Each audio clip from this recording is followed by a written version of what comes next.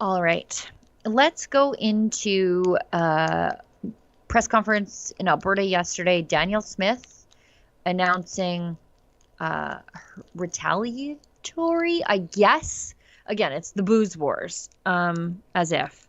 I realize that this is one of the things they think will hurt Americans, but it just hurts like Canadian consumers, right? Like we're such a small market for any of their products. It just all of a sudden we just don't have the booze we want, and I'm just so tired of this. I think I reached adrenal fatigue on this during the Bud Light scandal.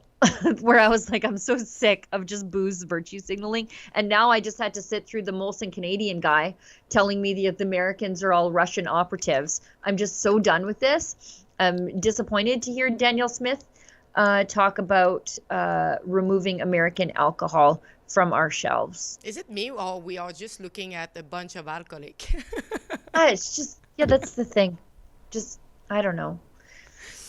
People will drink something else and that's fine. But I mean, do you think you're hurting the large American breweries? Probably not. You're just like the Canadian that wants their American whiskey isn't going to get it. So thanks for the forced patriotism. Anyway, let's look at this video. She's discussing the potential economic impact of pulling alcohol from their shelves. There's $292 million worth of liquor products, U.S. liquor products sold in Alberta in the 23-24 fiscal year, generated $84 million of markup revenue for the province. And so if you look at that quantum here and then just imagine that we're about 12% of the population. All of the other provinces are doing the same. So I would suggest that it's probably in total somewhere between $2 and $3 billion of impact across a multitude of providers of these products.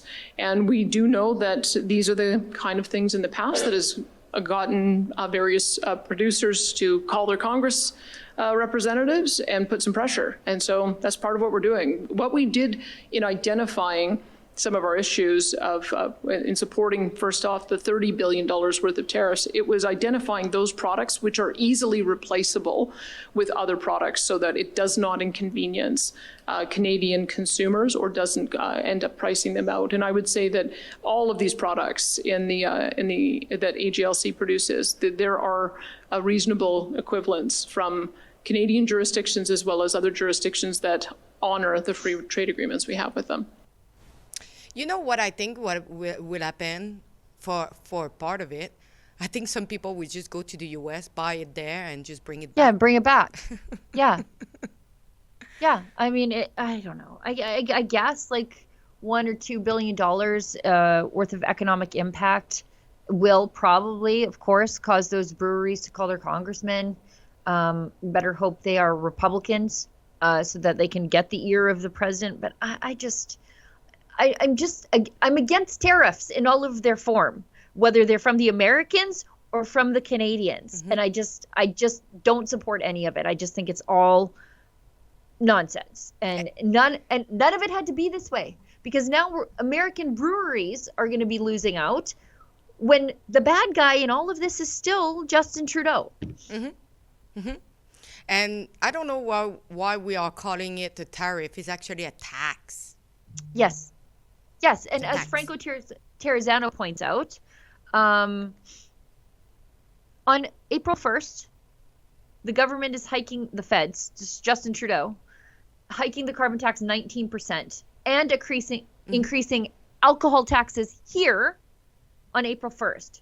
So if they really want to, as Franco points out, help Canadians who are dealing with tariffs that are being levied against us, because quite frankly, I mean, if we cut through the baloney, it's because Donald Trump does not respect Justin Trudeau or the Liberals. The federal government should go on a massive tax cut spree for Canadians to alleviate some of the pressures here, but we know they won't. They're just continuing to add taxes on top of taxes on top of taxes and squeezing Canadians when they cannot be squeezed anymore. And you know, I don't know why the politicians have something with the alcohol. I don't know if you remember, but back in 2021, in Quebec, the people who were since we are on YouTube, I cannot say it, but didn't receive what, we were not allowed to go and buy alcohol. So they actually block us to go. So it's kind of a tool that they use as I'm going to give it to you or not. It's like, it's not supposed to be like that. Like, we are not kids. We are supposed to be a consumer, and you are a public servant, and you should find another way than just to play with a stupidity as alcohol. It's dumb. It's dumb. And again, they're pulling American alcohol off the shelves instead of dealing with the fentanyl issue. And we bought it. We already bought those bottles. I know. That's the thing. Even in Alberta, because we have like what she said is the AGLC. That's the Alberta Gaming, Liquor and Cannabis Commission, or however you say it. That's this government agency that does the bulk buying. It's the distributor, and then everything else is privatized. They already bought it. Like, what are you doing? What are you doing? I can understand not buying any more of it.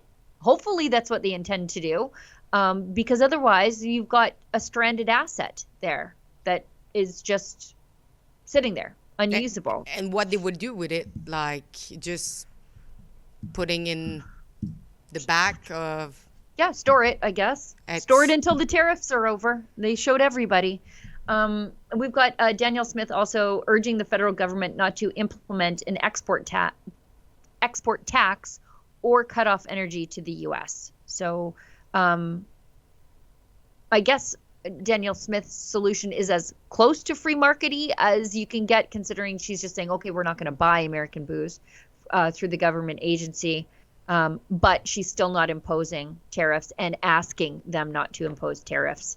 So let's listen to this.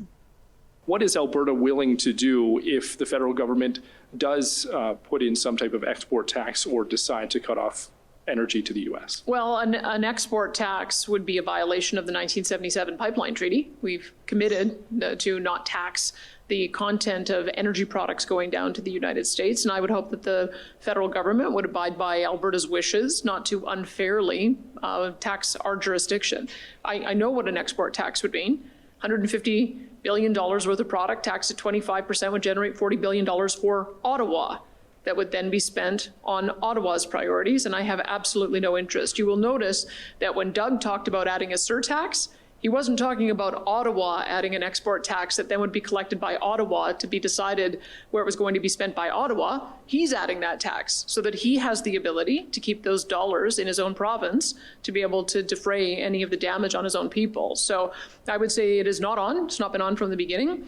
And you do not demonstrate that you are a reliable supplier of energy products to our most important trading partner by acting in that kind of erratic way. So there's no circumstance under which I would support an export tax. This is another thing about the tax. Where's the money going to be used for? And we saw Pierre Poilievre saying that the money generated by the counter tariff should be spent to have a tax cut relief of the citizen.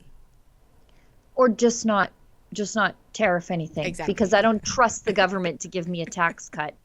Because that's like the carbon tax. Oh, we're going to collect it and then we're going to give you a rebate. How about you just don't collect it? Thank you very much. I don't trust you because all you do is lie. Oh, hi, it's Ezra Levant here in Toronto with an important message because we need your help. Independent journalism in Canada is under attack. Government censors, big tech deplatformers, and the dying legacy media are all working together to maintain exclusive control on the information you receive. They don't want you to hear other voices like ours, and they really don't want you to be informed and to think for yourself. That's why the work we do here at Rebel News is so important. Our on-the-ground reporting, independent news shows, and special content you won't find anywhere else. It's all designed to give you trustworthy information and alternative viewpoints so you can decide for yourself.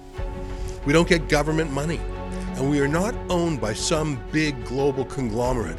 We're funded by people just like you, so please support independent journalism and help us continue our work by subscribing and becoming a Rebel News Plus member today, right here on the page. go to rebelnewsplus.com.